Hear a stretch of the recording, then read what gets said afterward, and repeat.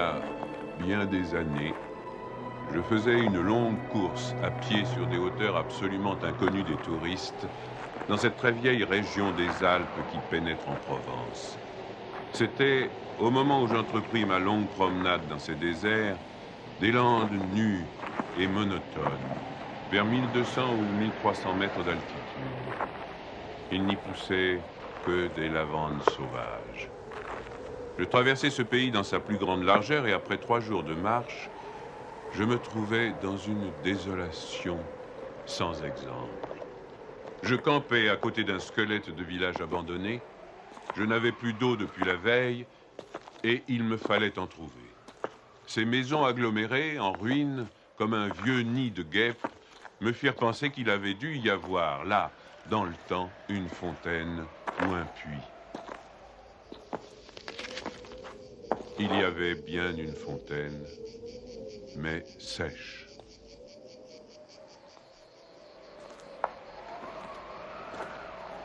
Les 5 à 6 maisons, sans toiture, rongées de vent et de pluie, la petite chapelle au clocher écroulé, étaient rangées comme le sont les maisons et les chapelles dans les villages vivants, mais toute la vie avait disparu. C'était un beau jour de juin, avec un grand soleil, mais sur ces terres sans abri et hautes dans le ciel, le vent soufflait avec une brutalité insupportable. Ces grondements dans les carcasses des maisons étaient ceux d'un fauve dérangé dans son repas. Il me fallut lever le camp.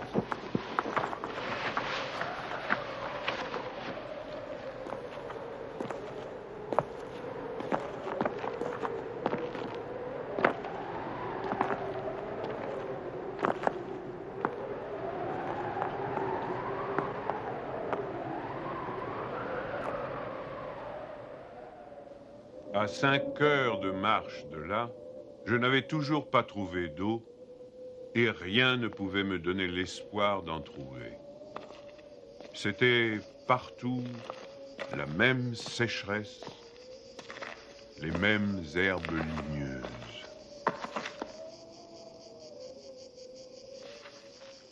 Il me sembla apercevoir, dans le lointain, une petite silhouette noire, debout. Je la pris pour le tronc d'un arbre solitaire. À tout hasard, je me dirigeai vers elle. C'était un berger. Une trentaine de moutons, couchés sur la terre brûlante, se reposaient près de lui. Il me fit boire à sa gourde. Un peu plus tard, il me conduisit à sa bergerie, dans une ondulation du plateau. Il tirait son eau, excellente, d'un trou naturel très profond, au-dessus duquel il avait installé un treuil rudimentaire. Cet homme parlait peu, c'est le fait des solitaires, mais on le sentait sûr de lui et confiant dans cette assurance. C'était insolite dans ce pays dépouillé de tout. Il n'habitait pas une cabane, mais une vraie maison en pierre, où l'on voyait très bien comment son travail personnel avait rapiécé la ruine qu'il avait trouvée là, à son arrivée. Son toit était solide et étanche. Le vent qui le frappait faisait sur les tuiles le bruit de la mer sur les plages.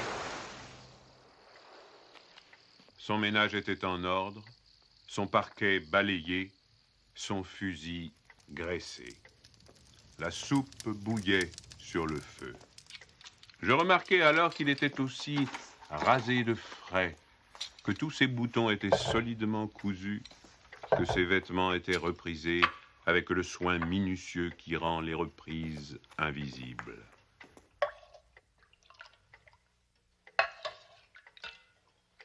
Il me fit partager sa soupe.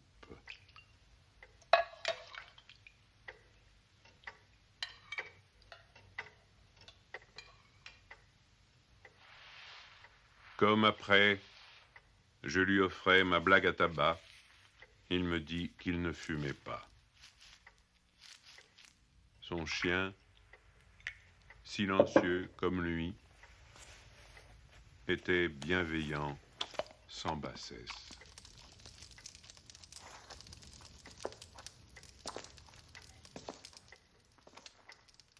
Il avait été entendu que je passerais la nuit là, le village le plus proche étant encore à plus d'une journée et demie de marche. Je connaissais parfaitement le caractère des rares villages de cette région. Il y en a 4 ou 5, dispersés, loin les uns des autres, sur les flancs de ces hauteurs, dans les taillis de chênes blancs, à la toute extrémité des routes carrossables. Ils sont habités par des bûcherons qui font du charbon de bois. Ce sont des endroits où l'on vit mal.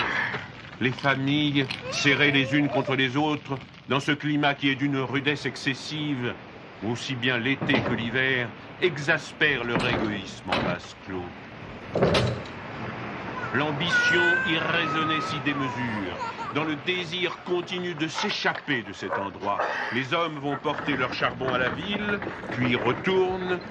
Les plus solides qualités craquent sous cette perpétuelle douche écossaise. Les femmes mijotent des rancœurs.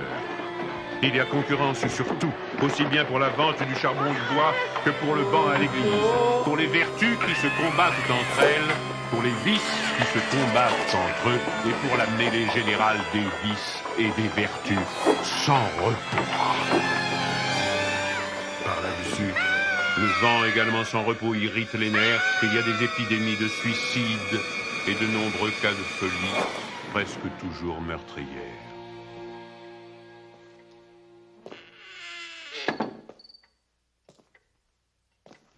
Le berger qui ne fumait pas alla chercher un petit sac et déversa sur la table un tas de glands. Il se mit à les examiner, un après l'autre, avec beaucoup d'attention, séparant les bons des mauvais.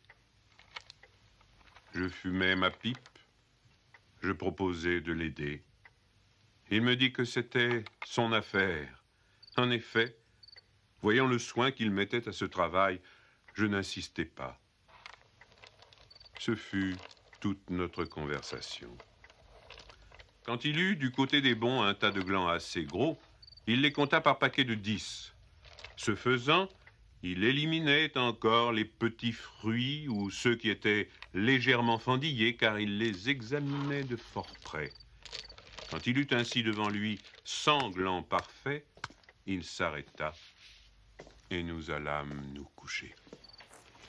La société de cet homme donnait la paix. Je lui demandai le lendemain la permission de me reposer tout le jour chez lui. Il le trouva tout naturel, ou plus exactement, il me donna l'impression que rien ne pouvait le déranger. Ce repos ne m'était pas absolument obligatoire, mais j'étais intrigué et je voulais en savoir plus. Il fit sortir son troupeau et le mena à la pâture. Avant de partir, il trempa dans un seau d'eau le petit sac où il avait mis les glands soigneusement choisis et comptés. Je remarquai qu'en guise de bâton, il emportait une tringle de fer grosse comme le pouce et longue d'environ 1,50 m.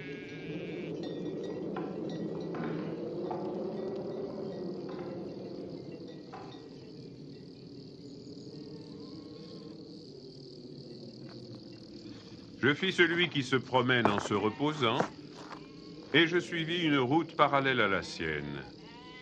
La pâture de ces bêtes était dans un fond de combe. Il laissa le petit troupeau à la garde du chien et monta vers l'endroit où je me tenais. J'eus peur qu'il vînt pour me reprocher mon indiscrétion, mais pas du tout. C'était sa route, et il m'invita à l'accompagner si je n'avais rien de mieux à faire. Il allait à 200 mètres de là, sur la hauteur. Arrivé à l'endroit où il désirait aller, il se mit à planter sa tringle de fer dans la terre. Il faisait ainsi un trou dans lequel il mettait un gland, puis il rebouchait le trou. Il plantait des chênes.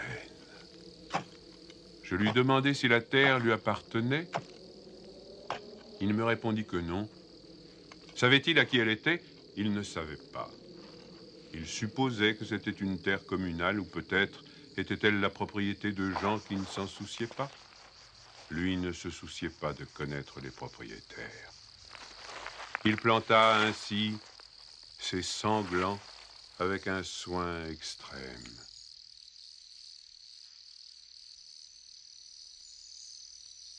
Après le repas de midi, il recommença à trier sa semence. Je mis, je crois, assez d'insistance dans mes questions, puisqu'il y répondit. Depuis 3 ans, il plantait des arbres dans cette solitude. Il en avait planté 100 000. Sur les 100 000, 20 000 étaient sortis. Sur ces 20 000, il comptait encore en perdre la moitié du fait des rongeurs ou de tout ce qu'il y a d'impossible à prévoir dans les desseins de la Providence. Restaient 10 000 chênes qui allaient pousser dans cet endroit où il n'y avait rien auparavant. C'est à ce moment-là que je me souciais de l'âge de cet homme. Il avait visiblement plus de 50 ans. 55, me dit-il. Il s'appelait Elzéar Bouffier. Il avait possédé une ferme dans les plaines. Il y avait réalisé sa vie. Il avait perdu son fils unique, puis sa femme. Il s'était retiré dans la solitude où il prenait plaisir à vivre lentement avec ses brebis et son chien. Il avait jugé que ce pays mourait par manque d'arbres. Il ajouta que n'ayant pas d'occupation très importante, il avait résolu de remédier à cet état de choses. Mon jeune âge me forçait à imaginer l'avenir en fonction de moi-même et d'une certaine recherche du bonheur. Je lui dis que dans 30 ans, ces 10 000 chênes seraient magnifiques. Il me répondit très simplement que si Dieu lui prêtait vie, dans 30 ans, il en aurait planté tellement d'autres que ces 10 000 seraient comme une goutte d'eau dans la mer. Il étudiait déjà la reproduction des hêtres et il en avait près de sa maison une pépinière issue des faînes.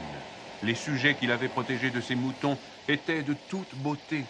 Il pensait également à des bouleaux pour les fonds où, me dit-il, une certaine humidité dormait à quelques mètres de la surface du sol. Nous nous séparâmes le lendemain. L'année d'après, il y eut la guerre de 14 dans laquelle je fus engagé pendant 5 ans. Un soldat d'infanterie ne pouvait guère y réfléchir à des arbres.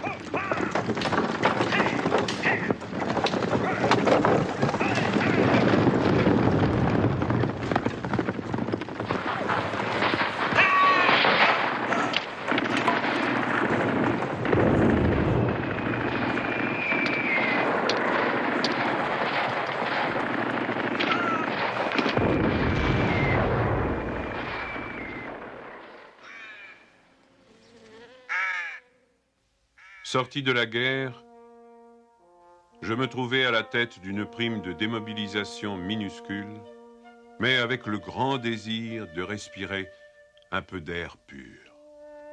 C'est sans idée préconçue, sauf celle-là, que je repris le chemin de ces contrées désertes. Le pays n'avait pas changé. Toutefois, au-delà du village mort, j'aperçus dans le lointain une sorte de brouillard gris qui recouvrait les hauteurs comme un tapis. Depuis la veille, je m'étais remis à penser à ce berger planteur d'arbres. 10 000 chênes, me disais-je, occupent vraiment un très large espace.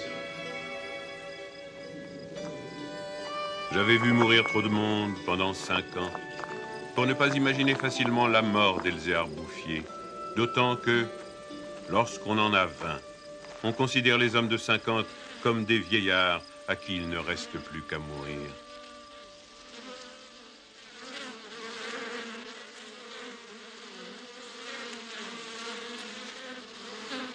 Il n'était pas mort.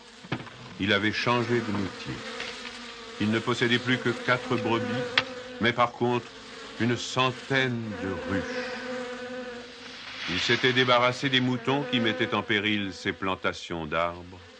Il ne s'était pas du tout soucié de la guerre. Il avait imperturbablement continué à planter. Les chênes de 1910 avaient alors 10 ans et étaient plus hauts que moi et que lui. Le spectacle était impressionnant. J'étais littéralement privé de parole. Et comme lui ne parlait pas, nous passâmes tout le jour en silence à nous promener dans sa forêt.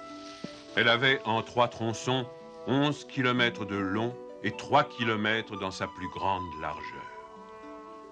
Quand on se souvenait que tout était sorti des mains et de l'âme de cet homme, sans moyens techniques, on comprenait que les hommes pourraient être aussi efficaces que Dieu dans d'autres domaines que la destruction. Il avait suivi son idée. Et les hêtres qui m'arrivaient aux épaules, répandus à perte de vue, en témoignaient. Les chênes étaient drus et avaient dépassé l'âge où ils étaient à la merci des rongeurs. Quant au dessein de la Providence elle-même, pour détruire l'œuvre créée, il lui faudrait avoir désormais recours au cyclone. Il me montra d'admirables bosquets de bouleaux qui dataient de 5 ans, c'est-à-dire de 1915, de l'époque où je combattais à Verdun. Il leur avait fait occuper tous les fonds où ils soupçonnaient, avec juste raison, qu'il y avait de l'humidité presque à fleur de terre. Ils étaient tendres comme des adolescents et très décidés. La création avait l'air d'ailleurs de s'opérer en chaîne. Il ne s'en souciait pas. Il poursuivait obstinément sa tâche, très simple. Mais, en redescendant par le village, je vis couler de l'eau dans des ruisseaux qui, de mémoire d'homme, avaient toujours été à sec. C'était la plus formidable opération de réaction qu'il m'ait été donné de voir. Ces ruisseaux secs avaient jadis porté de l'eau dans des temps très anciens. Certains de ces villages tristes dont j'ai parlé au début de mon récit s'étaient construits sur les emplacements d'anciens villages gallo-romains dont il restait encore des traces, dans lesquels les archéologues avaient fouillé et ils avaient trouvé des hameçons à des endroits où, au XXe siècle, on était obligé d'avoir recours à des citernes pour avoir un peu d'eau. Le vent aussi dispersait certaines graines. En même temps que l'eau réapparut, réapparaissaient les saules, les osiers, les prés, les jardins, les fleurs et une certaine façon de vivre. Mais la transformation s'opérait si lentement qu'elle entrait dans l'habitude sans provoquer d'étonnement. Les chasseurs qui montaient dans les solitudes à la poursuite des lièvres ou des sangliers avaient bien constaté le foisonnement des petits arbres, mais ils l'avaient mis sur le compte des malices naturelles de la terre. C'est pourquoi personne ne touchait à l'œuvre de cet homme. Si on l'avait soupçonné, on l'aurait contrarié. Il était insoupçonnable. Qui aurait pu l'imaginer? Dans les villages et les administrations, une telle obstination dans la générosité la plus magnifique.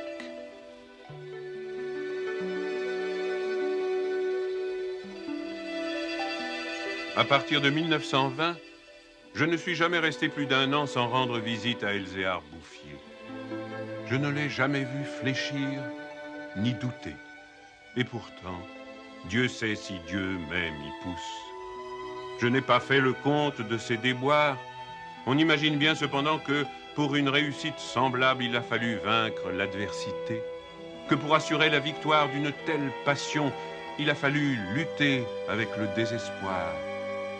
Pour avoir une idée à peu près exacte de ce caractère exceptionnel, il ne faut pas oublier qu'il s'exerçait dans une solitude totale, si totale que, vers la fin de sa vie, il avait perdu l'habitude de parler. Ou peut-être n'en voyait-il pas la nécessité. En 1933, il reçut la visite d'un garde forestier éberlué. Ce fonctionnaire lui intima l'ordre de ne pas faire de feu dehors, de peur de mettre en danger la croissance de cette forêt naturelle. C'était la première fois lui dit cet homme naïf, qu'on voyait une forêt pousser toute seule. En 1935, une véritable délégation administrative vint examiner la forêt naturelle. Il y avait un grand personnage des eaux et forêts, un député, des techniciens. On prononça beaucoup de paroles inutiles, on décida de faire quelque chose et, heureusement, on ne fit rien.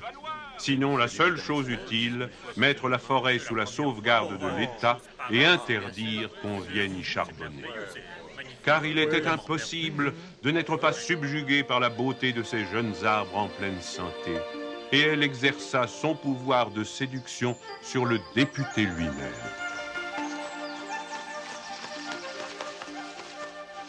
J'avais un ami parmi les capitaines forestiers qui était de la délégation. Je lui expliquai le mystère. Un jour de la semaine d'après, nous allâmes tous les deux à la recherche d'Elzéar Bouffier. Nous le trouvâmes en plein travail, à 20 km de l'endroit où avait eu lieu l'inspection. Ce capitaine forestier n'était pas mon ami pour rien. Il connaissait la valeur des choses. J'offris les quelques œufs que j'avais apportés en présent. Nous partageâmes notre casse-croûte en trois et quelques heures passèrent dans la contemplation muette du paysage. Le côté d'où nous venions était couvert d'arbres de 6 à 7 mètres de haut. Je me souvenais de l'aspect du pays en 1913, le désert. Le travail paisible et régulier, l'air vif des hauteurs, la frugalité et surtout la sérénité de l'âme avaient donné à ce vieillard une santé presque solennelle. C'était un athlète de Dieu. Je me demandais combien d'hectares il allait encore couvrir d'arbres. Avant de partir, mon ami fit simplement une brève suggestion à propos de certaines essences auxquelles le terrain d'ici paraissait devoir convenir. Il n'insista pas. Pour la bonne raison, me dit-il après, que ce bonhomme en sait plus que moi. Au bout d'une heure de marche, l'idée ayant fait son chemin en lui, il ajouta « Il en sait beaucoup plus que tout le monde. Il a trouvé un fameux moyen d'être heureux. » C'est grâce à ce capitaine que non seulement la forêt, mais le bonheur de cet homme furent protégés. L'œuvre ne courut un risque grave que pendant la guerre de 1939. Les automobiles marchant alors au gazogène, on n'avait jamais assez de bois. On commença à faire des coupes dans les chênes de 1910, mais ces quartiers sont si loin de tout réseau routier que l'entreprise se révéla très mauvaise au point de vue financier. On l'abandonna.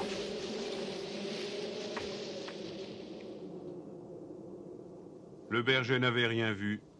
Il était à 30 km de là, continuant paisiblement sa besogne, ignorant la guerre de 39, comme il avait ignoré la guerre de 14. J'ai vu Elzéar Bouffier pour la dernière fois en juin 1945. Il avait alors 87 ans. J'avais donc repris la route du désert, mais maintenant, malgré le délabrement dans lequel la guerre avait laissé ce pays, il y avait un car qui faisait le service entre la vallée de la Durance et la montagne. Je mis sur le compte de ce moyen de transport relativement rapide le fait que je ne reconnaissais plus les lieux de mes premières promenades. J'eus besoin d'un nom de village pour conclure que j'étais bien cependant dans cette région jadis en ruine et désolée.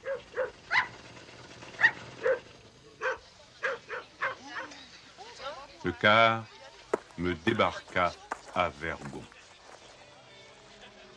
En 1913, ce hameau de 10 à 12 maisons avait 3 habitants. Ils étaient sauvages, se détestaient, vivaient de chasse au piège. Leurs conditions étaient sans espoir. Tout était changé.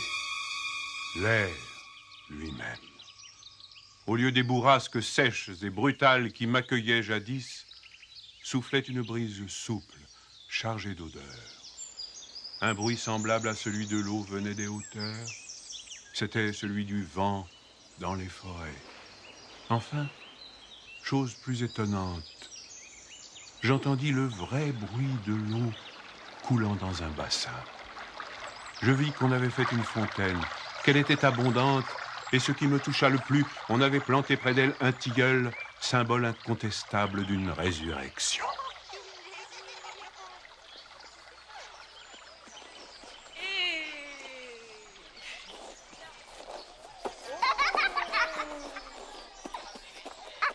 Par ailleurs, Vergon portait les traces d'un travail pour l'entreprise duquel l'espoir est nécessaire. L'espoir était donc revenu.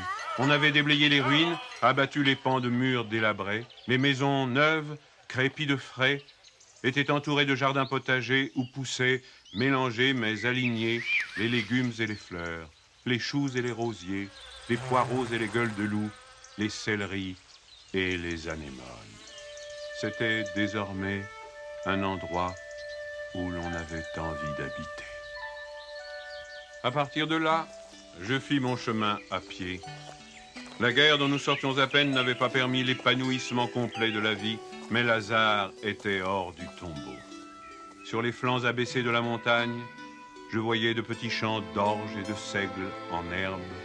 Au fond des étroites vallées, quelques prairies verdissaient.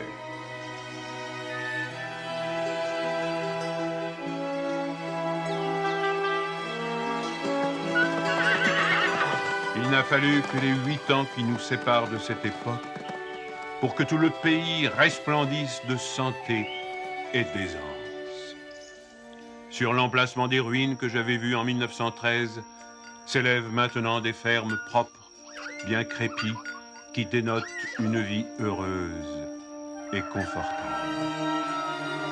Les vieilles sources, alimentées par les pluies et les neiges que retiennent les forêts, se sont remises à couler.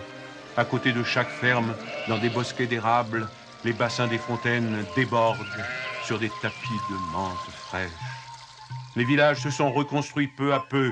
Une population venue des plaines où la terre se vend chère s'est fixée dans le pays, y apportant de la jeunesse, du mouvement, de l'esprit d'aventure. On rencontre dans les chemins des hommes et des femmes bien nourris, des garçons et des filles qui savent rire et ont repris goût aux fêtes campagnardes.